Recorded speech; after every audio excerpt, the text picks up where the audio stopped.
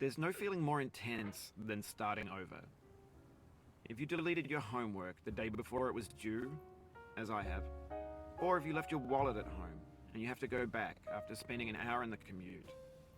If you won some money at the casino and then put all your winnings on red but it came up black. If you got your best shirt dry cleaned before a wedding and then immediately dropped food on it. If you won an argument with a friend and then later discovered that they just returned to their original view.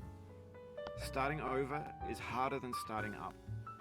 If you're not ready for that, like if you've already had a bad day, then what you're about to go through might be too much. Feel free to go away and come back. I'll be here.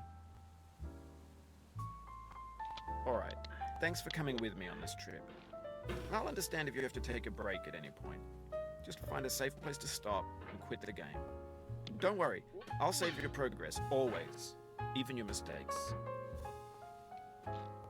This game is a homage to a free game that came out in 2002, titled Sexy Hiking.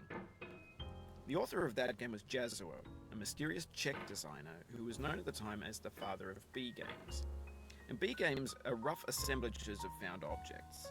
Designers slap them together very quickly and freely, and they're often too rough and unfriendly to gain much of a following.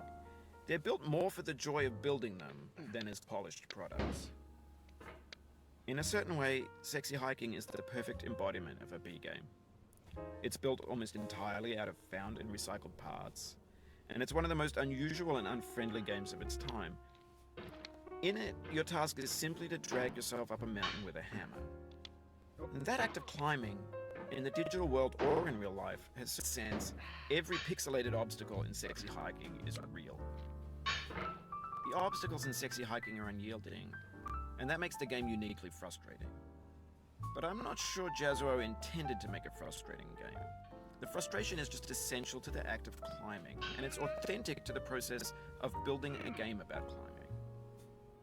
A funny thing happened to me as I was building this mountain. I'd have an idea for a new obstacle, and I'd build it, test it, and it would usually turn out to be unreasonably hard. But I couldn't bring myself to make it easier. It already felt like my inability to get past the new obstacle was my fault as a player